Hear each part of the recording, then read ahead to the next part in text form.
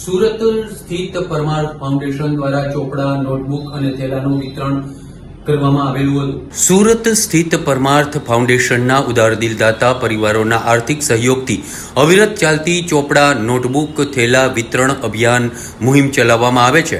છોટાઉદેપુર, આહવા, ડાંગ, અમદાવાદ સૌરાષ્ટ્રના અસંખ્ય ગ્રામ્ય અને શહેરી વિસ્તારોમાં ગરીબ પરિવારના વિદ્યાર્થીઓને વિદ્યા અભ્યાસ માટે સ્ટેશનરી સહાય પૂરી પાડતા પરમાર્થ ટ્રસ્ટના અભિયાનની સર્વત્ર સરાહના કરવામાં આવી રહી છે. માતા શબરીની તપોભૂમિ દંડીકેશ્વર મહાદેવ પૂજ્ય હેતલ દીદીના વરદ હસ્તે હજારો આદિવાસી વિદ્યાર્થીઓને ચોપડા, નોટબુક વિતરણ કરાય છે.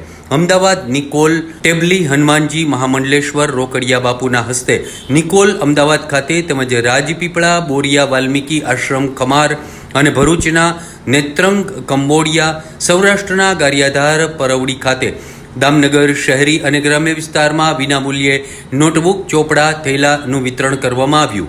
ભરતભાઈ માંગુકિયાએ જણાવેલું હતું કે જ્ઞાન દોરો પરોવેલી સોય જેવું છે.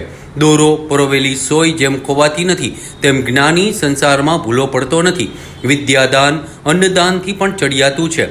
અન્ન એક સમય તૃપ્ત કરે છે, વિદ્યા જીવન તૃપ્ત કરે છે.